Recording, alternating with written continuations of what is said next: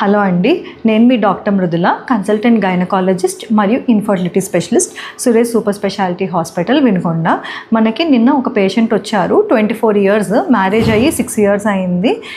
ప్రతిసారి వాళ్ళు పిల్లల కోసం ట్రై చేస్తున్నారు, రావట్లేదు అని చెప్పేసి. సో మనం నిన్న స్కాన్ చేసి చూస్తే ఏంటంటే ఆమెకి ఎండోమెట్రియం అంటే గర్భసంచి లోపల పొరలో పాలిప్ అన్నది ఉంది.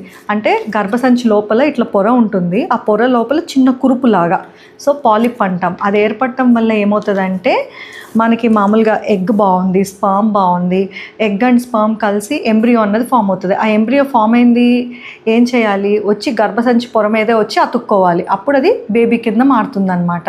కానీ ఇప్పుడు గర్భసంచి పొర పైన ఈ కురుపు పాలిప్ అన్నది ఉండడం వల్ల అది అక్కడ అతుక్కోలేదు, అందువల్ల వాళ్ళకి పిల్లలు అందరనమాట. సో ఎవరికైతే ఇట్లా పాలిప్ ఉంటుందో వాళ్ళు కంపల్సరీ అది తీపిచ్చుకోవాలి. అయితే తీపిచ్చుకోవడానికి ఏమీ పెద్ద పెద్ద సర్జరీస్ ఏమీ అక్కర్లేదు. లేజర్ ద్వారా హిస్ట్రోస్కోపీ అని చిన్న ఇన్స్ట్రుమెంట్స్ ఉంటుంది, మనం అది గర్భసంచి లోపలికి పంపించి ఆ పాలిప్ని ఎండోస్కోపీ ద్వారానే తొలగిస్తాం, ఎటువంటి కుట్టు కోత లేకుండా.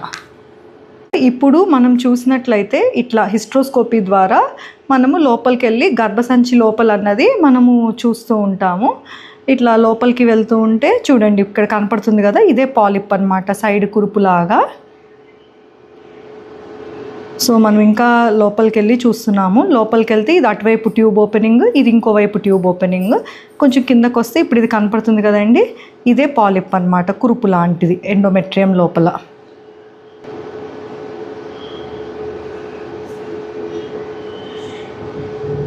సో ఇప్పుడు మనం ఆ పాలిప్ని తీసేస్తున్నాం అన్నమాట.